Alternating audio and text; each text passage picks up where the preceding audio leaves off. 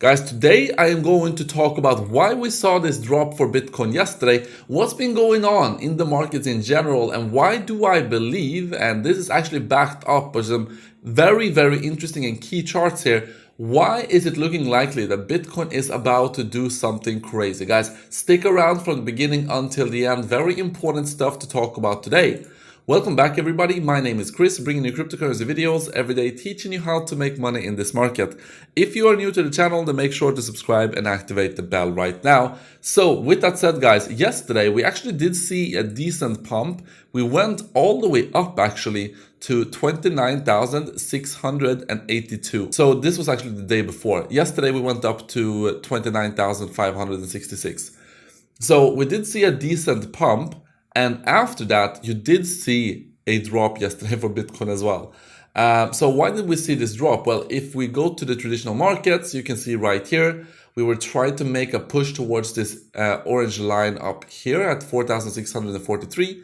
And then we did see a rejection and we went down and we got supported right at my red line right here. So we're having a bounce right now. But when we went down here as well, of course, for Bitcoin, we also went down. You can even see the candles are looking pretty similar. So in other words, we went down because of the traditional markets were going down. And why did the traditional markets go down? What can we expect moving forward? Well, there was some key data being released yesterday. And one is that GDP grew more than expected in Q2. It grew by 2.4% versus the forecasted 2%, showing that the economy is still very strong. And this is not what the Fed wants to see. The Fed wants to see the economy be weak. They want to see people be out of job. They want to see people not being able to afford to buy things. Also, what came out is initial jobless claims fell more than expected to the lowest level since February, signaling continued strength in the labor market. So in other words, there isn't really a lot of people searching for jobs right now. So a lot of people are still employed. They don't need new jobs. So again, this is something that the Fed are watching closely as well. They want to see people out of jobs. And apart from that, we also have today, and this is what leads me into why you should be prepared for some massive volatility in the next few days. So today you're going to have the PCE inflation data in the US for June being released. And this is key. And the forecast is for it to come in at 2.9%.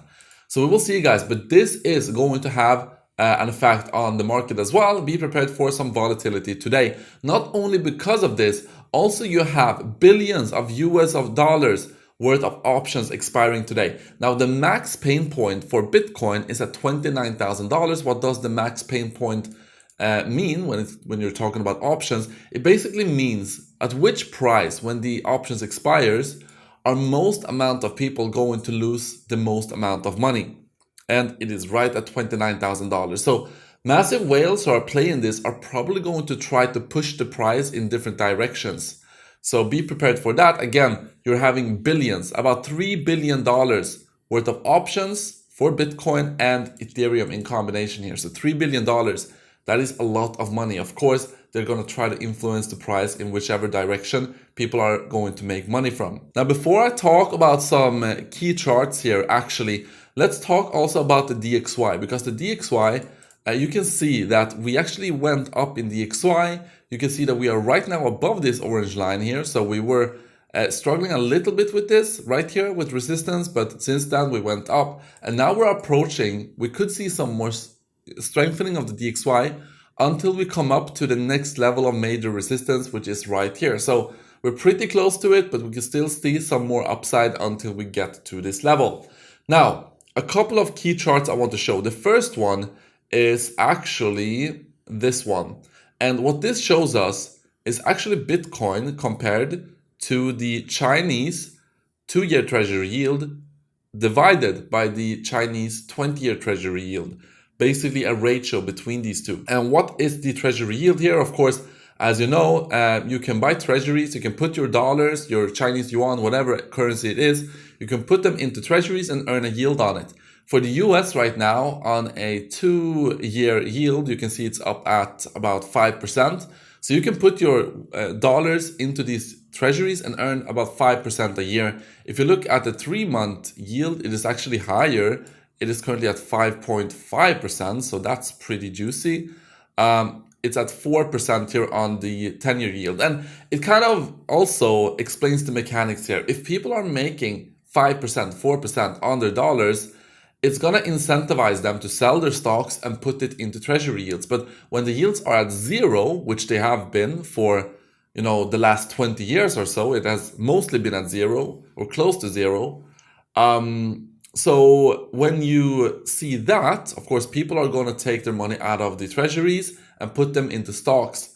So this is how the cycles works with the bond yields and the asset class cycles. And what you can see here is that whenever we come down here and we go down, well, in general, you can see that the yields have been going down here in this ratio between the 2-year and 20-year yield. So this signals a bull market for Bitcoin in general over the last 10 years or so. But you can see that whenever we top out here, we start to go down for Bitcoin in these cycles. You can see right here, boom. And then we're at the bottom here. We're at the start of a new bull cycle for Bitcoin. And we go up.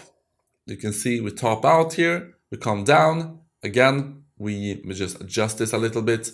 But yeah, we start a new cycle here. We go up for Bitcoin as well. And you can see how this works. I think this is an even better chart illustrating the kind of liquidity flow into stocks and Bitcoin. So this is the Chinese 10-year treasury yield divided by the DXY and divided by the spread. And what you can see, and this is Bitcoin at the top here, and you can see that whenever we break this purple line, which is a moving average, you can see it's actually the 20-day moving average on this particular data point. You can see that Bitcoin goes on a massive run here. So we break it right here, we go on a massive run, okay, go into bear market, we break it right here again, 20-year moving average, moving average on this. This is actually on the monthly time frame. We go on a massive bull run for Bitcoin. We break it right here, massive bull run for Bitcoin. Break it right here, massive bull run for Bitcoin, and we have just broken it right here, guys. So are we going to now see the same thing for Bitcoin? This is what I'm asking you. Do you think that history is going to repeat? Every time we have broken it like this before, we have gone on a massive bull run for Bitcoin. And I believe that this is also going to happen now. Now, for my trades, you can see my Bybit trade is more or less on break even here, a little bit of profit. So this one, I'm still holding on to it. My trading strategies, of course, floating P&L have been going down. Total P&L still up significantly. But of course, now we're in a scenario where we just have to wait and see where the Bitcoin price is going to go. Is it going to go up and reach the take profit prices, or is it going to go down and go down further and make it unrealistic for us to reach the take profit prices in a short term? Well, in that case, I will adjust. I will take action on that. Now, if you want to use these trading strategies yourself, if you want to sign up for Bybit, you're able to claim exclusive bonuses. Use the link in the description here. Sign up for Bybit World Series of Trading here using this link. And then for OKX, up to $60,000 in bonuses. Click on this link, click join now. And then with one click, you can set up each and every one of these bots if you want to use them. But before we wrap this up, guys, I want you to comment down in the comment section. Do you think that history is going to repeat here, or are you going to see something completely different? What do you think? Let me know down in the comment section. And with that said, that's what I got for you today. Thank you so much for watching this video, and I will see you in the next one.